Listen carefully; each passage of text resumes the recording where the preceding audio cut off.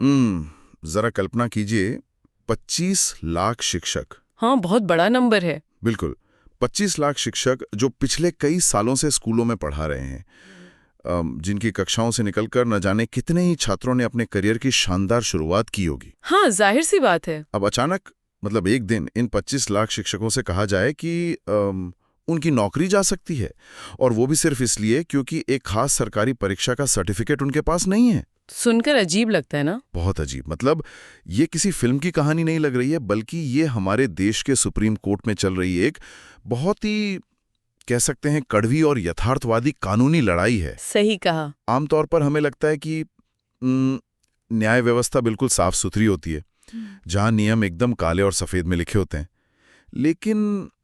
लेकिन जब बात लाखों जिंदगियों की हो ना, तो ये सफेद और काला अक्सर एक बहुत ही धुंधले स्लेटी रंग में बदल जाता है। असल में जब कानून की व्याख्याएं और जो जमीनी हकीकत है, जब वो आपस में टकराते हैं ना, तो वो धुंधलापन और भी गहरा हो जाता है। देखिए, अदालत के पन्नों पर जो एक साधारण सी तकनीकी कमी नजर आती है, वो असल जिंदगी में एक पूरे परिवार का भविष्य उजाड़ सकती है। हाँ, और आज की इस गहराई से की जाने वाली चर्चा का मुख्य विषय यही है। हमारे पास कुछ बेहद दिलचस्प स्रोत हैं आज। ये जो पूरी सामग्री है, ये सजल देब, जो इस बड़े सुप्रीम कोर्ट केस में शिक्षकों की तरफ से एक मुख्य चेहरा बनकर उभरे हैं, और डॉक्टर वेणुधर रौतिया के बीच हुए एक अंदरूनी संवाद पर आधारित है। अच्छा, तो ये एक इनसाइडर पर्सपेक्टिव है। बिल्कुल। इस चर्चा में उन्होंने 13 मई की उस बेहद अहम सुप्रीम कोर्ट सुनवाई की रणनीतियों पर बात की है। लेकिन देखिए, आगे बढ़ने से पहले मैं एक बात बिल्कुल स्पष्ट कर दूं। हमारा काम यहाँ किसी भी पक्ष का समर्थन करना या किसी को सही गलत ठहराना बिल्कुल नहीं है। हाँ, वो हमारा काम नहीं है। हम सिर्फ ये समझने की कोशिश करेंगे कि शिक्षकों का पक्ष क्या तर्क दे रहा है, सरकार की तकनीकी दलीलें क्या हैं, और ये पूरा मामला कानूनी रूप से कैसे काम करता है। और मुझे लगता है इस तरह के मामलों में निष्पक्षता बहुत जरूरी भी है, क्योंकि देखिए, एक तरफ 25 लाख लोगों की आजीविका का मानवीय पहलू है। बिल्कुल। और दूसरी तरफ सरकार का ये तर्क है कि शिक्षा की गुणवत्ता से कोई समझौता नहीं किया जा सकता। दोनों ही बातें अपनी अपनी जगह भारी हैं। सही बात है।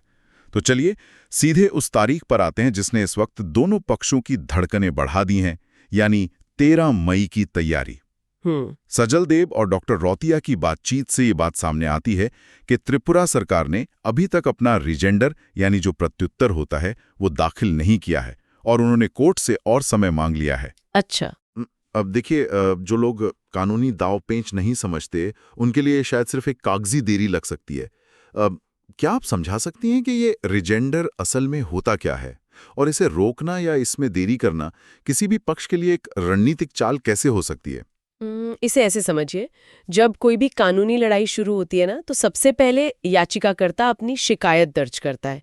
इसे हम पिटीशन कहते हैं। ठीक है, पिटीशन हो गई। फिर विरोधी पक्ष, जो इस मामले में सरकार है, वो अपना जवाब या रिप्लाई दाखिल करता है।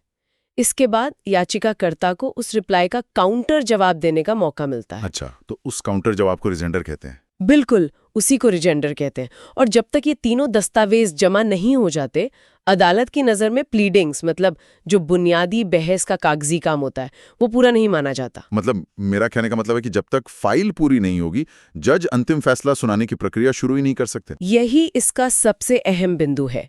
अगर त्रिपुरा सरकार या कोई भी पक्ष अपना जवाब दाखिल करने में समय मांगता है, तो कानूनी प्रक्रिया की घड़ी एक तरह से रुक जाती है। ओहो। कोर्ट कोई भी बड़ा या अंतिम फैसला तब तक नहीं लेगा जब तक सारे के सारे दस्तावेज रिकॉर्ड पर ना आ जाए। अब सरकार के नजरिए से देखें तो ये उन्हें अपनी आगे की रणनीति तय करने का समय देता है। हाँ, उन्हें एक्स्ट्रा टाइम मिल गया। बिल्कुल। लेकिन शिक्षकों के लिए सोचिए, हर एक दिन की देरी उनकी अनिश्चितता को कितनी बढ़ाती है। हाँ, उनके तो सिर पे तलवार लटक रही है। समय मांगकर घड़ी को रोकने की ये जो रणनीति है, ये तो समझ में आती है। लेकिन दूसरी तरफ शिक्षकों की लीगल टीम भी तो शांत नहीं बैठी है ना। बिल्कुल नहीं। स्रोत में बताया गया है कि राजेश सिंह के नेतृत्व में वे 13 मई को कोर्ट नंबर 8 में अपने कुछ सबसे बड़े हथियार उतारने जा रहे हैं। बड़े वकील। हाँ, अभिषेक मनु सिंघवी, मुकुल रोहतगी और सलमान खुर्शीद जैसे दिग्गज वकीलों के नाम का जिक्र है। लेकिन एक मिनट, सुप्रीम कोर्ट के जज तो सबूतों और कानून पर फैसला करते हैं ना? हाँ, बिल्कुल। तो क्या सिंघवी या रोहतगी जैसे इतने हाई प्रोफाइल वकीलों के खड़े हो जाने भर से जजों के फैसले पर कोई असर पड़ता है? मतलब मुझे ये बात थोड़ी गले नहीं उतर रही। कि सिर्फ नाम के वजन से केस जीता जा सकता है? आपका ये संशय बहुत स्वाभाविक है और ये सच भी है कि सुप्रीम कोर्ट के जज किसी वकील की शोहरत देखकर कानून को नजरअंदाज कभी नहीं करते। वही तो। लेकिन इन दिग्गज वकीलों की असली ताकत उनकी शोहरत नहीं होती, बल्कि उनका जो फिल्टरिंग प्रोसेस है वो होती है। Filtering process? हाँ। मान लीजिए किसी केस में 10,000 पन्नों के दस्तावेज जमा हैं। हाँ। अब एक आम वकील शायद अदालत में उन सभी 10,000 पन्नों के इर्द गिर्द अपनी लंबी चौड़ी बहस बुनेगा। हाँ, वो हर छोटी बात बताएगा। उन 2 पैराग्राफ को निकालकर जज के सामने रखते हैं जिन पर पूरे केस की धुरी टिकी होती है। अरे वाह, यानी वे उस भारी भरकम फाइल में से तुरंत वो बिंदु पकड़ लेते हैं जो कानूनी रूप से सबसे ज्यादा मारक हो। एकदम सही। इसे तो मैं एक अच्छे एडिटर की तरह देखता हूँ, जो एक लंबी चौड़ी किताब में से सिर्फ वो कहानी निकाल लाता है जो असल में मायने रखती है। ये एक बहुत ही अच्छी तुलना है। वो दरअसल अदालत का बहुमूल्य समय बचाते हैं। और जज भी ये जानते हैं कि अगर ये सीनियर वकील कुछ कह रहा है तो वो सीधे कानून के उस बिंदु पर प्रहार करेगा जहां असली उलझन है। वे जजों के सामने एक ऐसा स्पष्ट कानूनी ढांचा पेश करते हैं जिसे नजरअंदाज करना बहुत मुश्किल होता है। अच्छा, अब समझ में आया। अब अगर वे दिग्गज वकील मैदान में हैं, तो उनके पास बहस करने के लिए कोई ठोस कानूनी आधार भी तो होना चाहिए। बिल्कुल होना चाहिए। यहीं पर एंट्री होती है संविधान के अनुच्छेद 142 यानी आर्टिकल 142 की।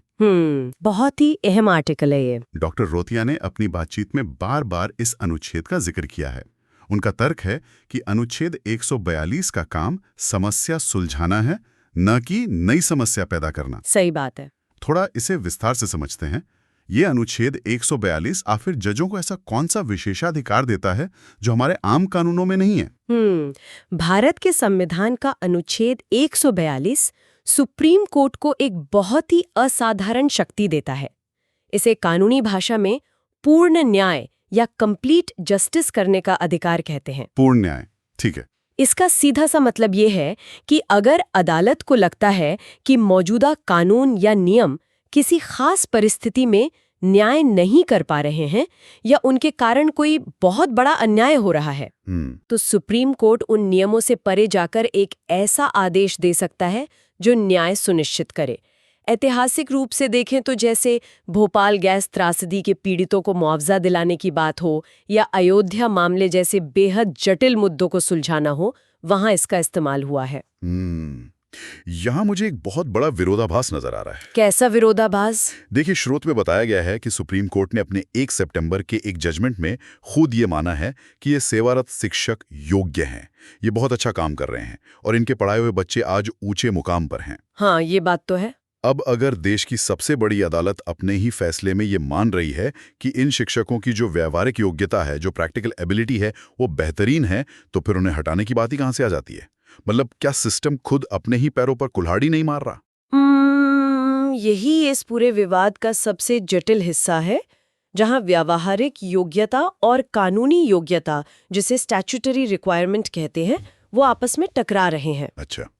सरकार और शिक्षा विभाग का नजरिया ये है कि भले ही कोई व्यक्ति कितना भी अच्छा पढ़ाता हो, अगर उसके पास शिक्षा के अधिकार कानून यानी आरटीई एक्ट द्वारा तय किया गया अनिवार्य प्रमाण पत्र नहीं है, तो उसे कानूनी रूप से शिक्षक नहीं माना जा सकता। सरकार का तर्क है कि अगर हम यहाँ नियमों में ढील देते हैं तो इससे पूरे देश में शिक्षा की गुणवत्ता के मानकों पर असर पड़ेगा और ये एक गलत मिसाल कायम करेगा। तो मतलब एक तरफ वो शिक्षक है जो 10 साल से क्लासरूम संभाल रहा है, बच्चों को पढ़ा रहा है और अच्छे नतीजे दे रहा है। बिल्कुल। और दूसरी तरफ एक नियम है जो कहता है कि तुम्हारे पास वो खास कागज नहीं है, इसलिए तुम कल से स्कूल नहीं आ सकते। दुर्भाग्य से कानूनी स्थिति यही है। डॉक्टर रोतिया शायद इसी बात पर जोर दे रहे हैं कि अनुच्छेद 142 का इस्तेमाल इस तकनीकी कमी को नजरअंदाज करके उन 25 लाख शिक्षकों के परिवारों को बचाने के लिए होना चाहिए था, ना कि उन्हें बाहर निकालने के लिए। उनका तर्क बिल्कुल इसी दिशा में है। उनका मानना है कि जब कोर्ट खुद शिक्षकों की काबिलियत मान रहा है, तो उन्हें अयोग्य करार देना न्याय के मूल सिद्धांत के ही खिलाफ है। बिल्कुल सही। लेकिन अदालत को हमेशा ये संतुलन बनाना पड़ता है कि कहीं किसी एक समूह के साथ न्याय करने के चक्कर में वे उस मूल कानून को ही कमजोर न कर दें जिसे संसद ने किसी खास उद्देश्य से बनाया था। और यही से हमें उस मूल कानून और उसकी जड़ तक जाना होगा। आखिर ये शर्त आई कहां से? स्रोत सामग्री हमें 2017 के उस संशोधन की ओर ले जाती है जिसने ये पूरा का पूरा बखेड़ा खड़ा किया है। सजल दे और डॉक्टर रौथिया के बीच आरटीई एक्ट की धारा 23 सबसेक्शन 2 पर काफी लंबी चर्चा हुई। हाँ, ये बहुत टेक्निकल पॉइंट है। अब मेरे पास जो जानकारी है उसके मुताबिक 2017 में जब ये बिल लाया गया था तो उसमें केवल प्रोफेशनल क्वालिफिकेशन यानी बीएड या डीएलएड पूरा करने की बात थी। सही। लेकिन आज तो पूरा विवाद टीटी यानी टीचर एलिजिबिलिटी टेस्ट को लेकर है। ऐसा कैसे हो गया कि जिस चीज का जिक्र बिल में था ही नहीं वो आज नौकरी जाने का सबसे बड़ा कारण बन गई? इस उलझन को सुलझाने के लिए हमें दोनों चीजों बीएड और टीईटी के बीच का तकनीकी फर्क समझना होगा। बताइए। देखिए, बीएड या डीएलएड एक प्रोफेशनल ट्रेनिंग है।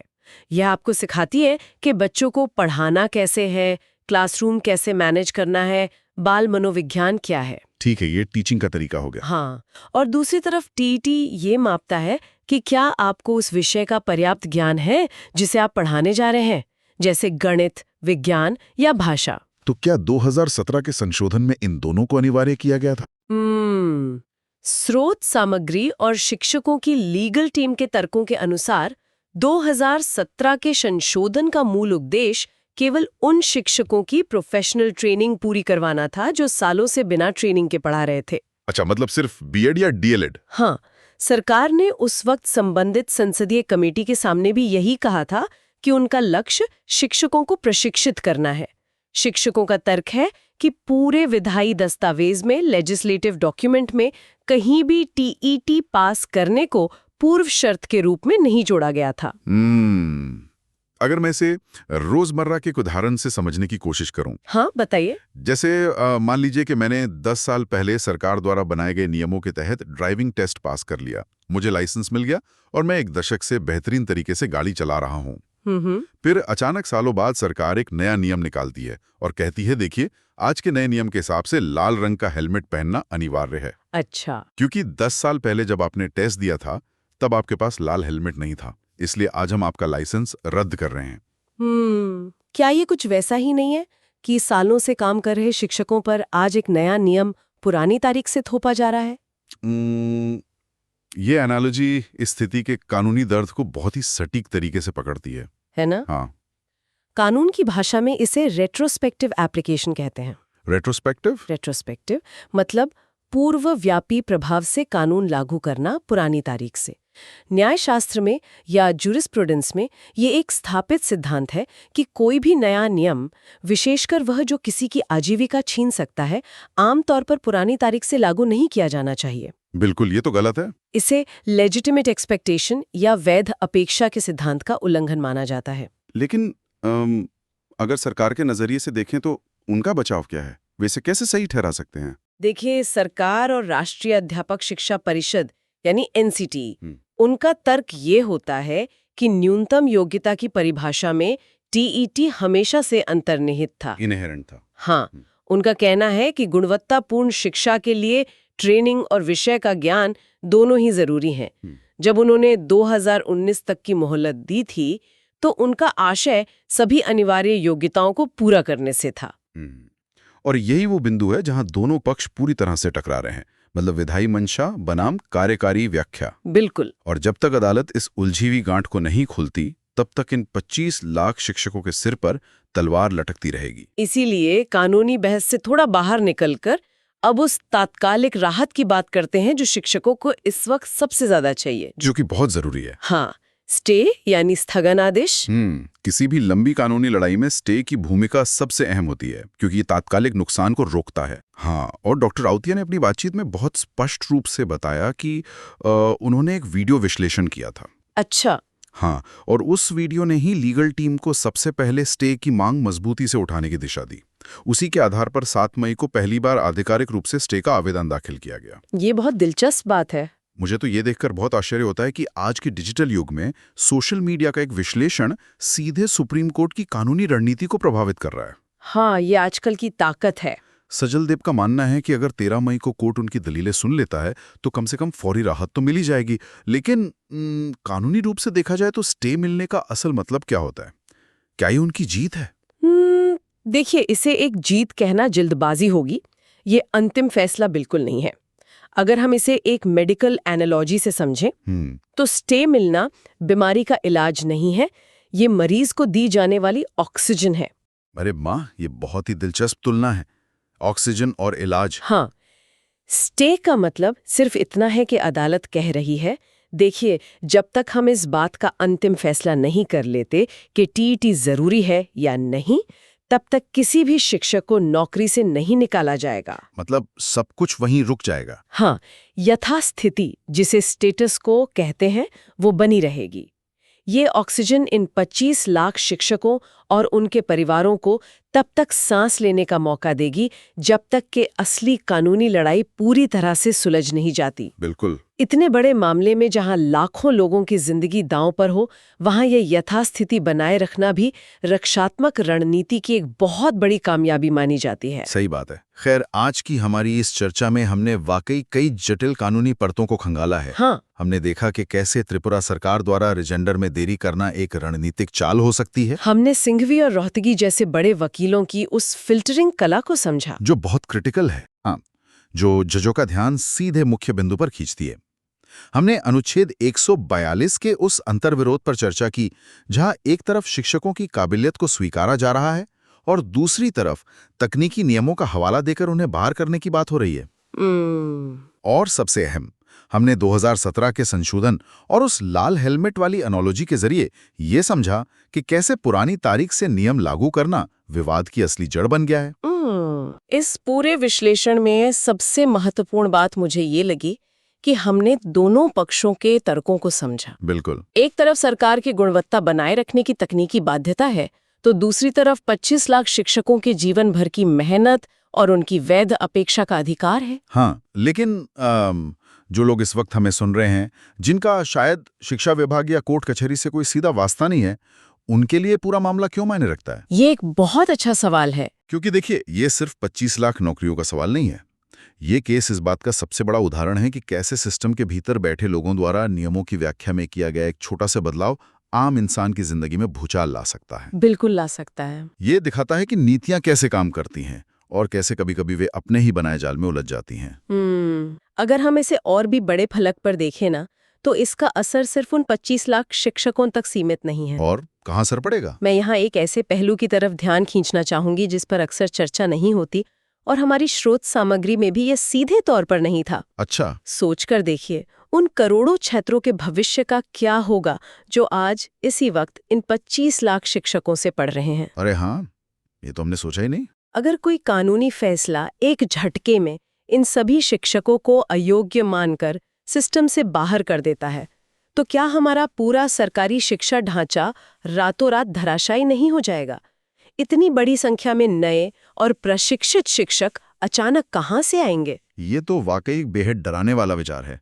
मतलब छात्रों का नुकसान उस कानूनी लड़ाई का कोलैटरल डैमेज होगा, जिसकी भरपाई शायद कभी न हो सके। बिल्कुल। और इसीलिए ये सवाल उठता है कि क्या न्याय व्यवस्था का काम सिर्फ कानून की किताबों में लिखे शब्दों को मशीन की तरह लागू करना है, या उसे समाज पर पड़ने वाले व्यापक असर, जमीनी हकीकत और सिस्टम की स्थिरता के बीच एक मानवीय संतुलन भी बनाना चाहिए? ये एक ऐसा सवाल है जिस पर सिर्फ अदालत को ही नहीं, बल्कि एक समाज के रूप में हमें भी विचार करना चाहिए। बहुत गहरी बात कही आपने। और इसी विचारणीय सवाल के साथ हम आज के इस विषय को यहीं विराम देते हैं। न्याय का तराजू अंत तक किस करवट बैठेगा, ये तो 13 मई और उसके बाद की सुनवाई ही तय करेगी। हाँ, वो देखना होगा। लेकिन आज हमने उस तराजू के दोनों पड़ों में रखे तर्कों के वजन को महसूस जरूर किया है। आगे क्या होता है, इस पर हमारी नजर बनी रहेगी। जुड़े रहिए, क्योंकि गहराई से समझने का यह सिलसिला आगे भी चलता रहेगा।